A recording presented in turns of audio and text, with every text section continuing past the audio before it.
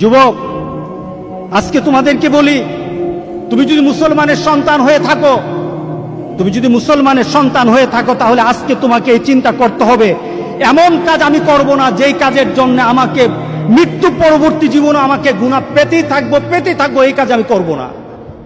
এটা মুসলমান, এটা হলো মুহাম্মদ সাল্লাল্লাহু আলাইহি সাল্লামের কলিজার টুকরা উম্মত, এটা হলো উম্মতের পরিচয়। আজকে আপনি আশ্চর্য হবেন, গোটা পৃথিবীতে এখন নেট ব্যতীত মানুষ থাকতে পারে না। আজকে যুবকগুলি এগুলি ছাড়া থাকতে পারে না। আজকে যুবকগুলি নিজেকে বিভিন্নভাবে সমাজের মধ্যে পরিচয় তুলে ধরছে, তারা মুসলমানের সন্তান, এই পরিচয় আজকে সমাজের মধ্যে হচ্ছে না।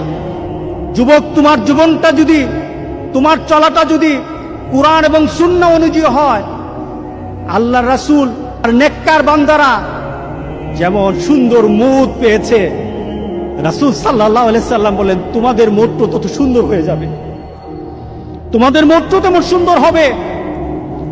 রাসূল সাল্লাল্লাহু আলাইহি সাল্লাম বলতেছেন তুমি দুনিয়াতে যেভাবে চলবা মৌতও তেমন হবে।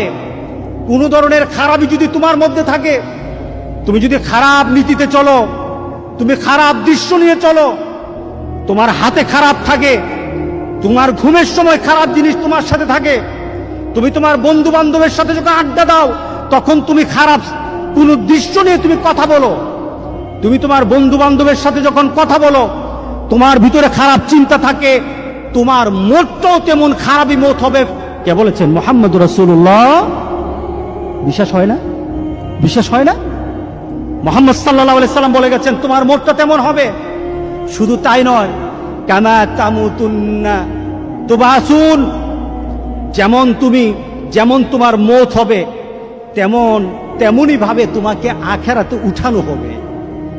এরপর রাসূল সাল্লাল্লাহু আলাইহি সাল্লাম হচ্ছে তোমার মতটা যেমন তোমাকে উঠানো হবে ওই নীতিতে, যেমন ভাবে তুমি মরেছো।